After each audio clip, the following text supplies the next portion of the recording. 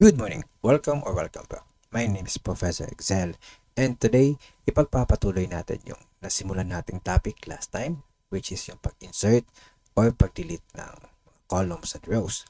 Now, nakalimutan kong banggitin na pwede nga pala tayong mag-insert or mag-delete ng multiple columns or rows.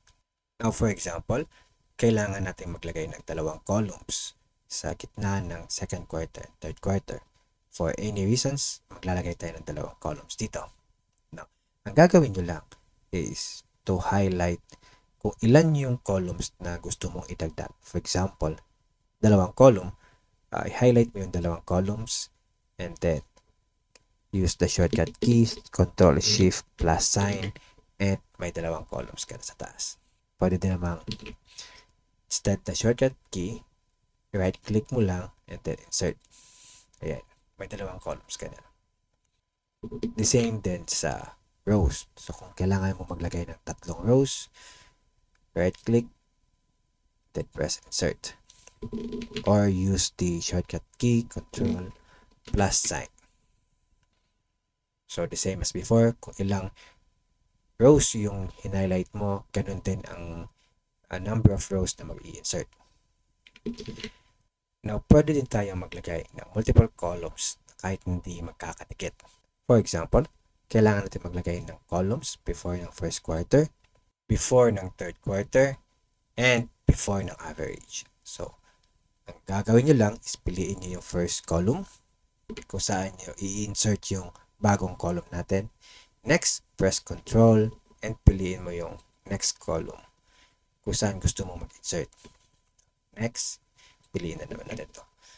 So, in our example, pinili natin si column B, column D, and column F. After nyan, pwede mong pindutin yung shortcut key, Ctrl+Shift+, sign, and may mga bagong columns na tayo prior dito. So, may bagong column na tayo before the first quarter, before the third quarter, and before the average. Oops! May dalawa pang hindi nalagyan ng columns in between. So, gagawin natin, highlight the second quarter, and then press Ctrl, then highlight the fourth quarter, and then add the columns. Ayan. Lahat na ng columns natin ay may blank columns or new columns na in between. Now, kapag kailangan nyo namang mag-delete ng multiple columns or rows, same pa din. I-highlight mo lang yung mga columns na gusto mong i-delete.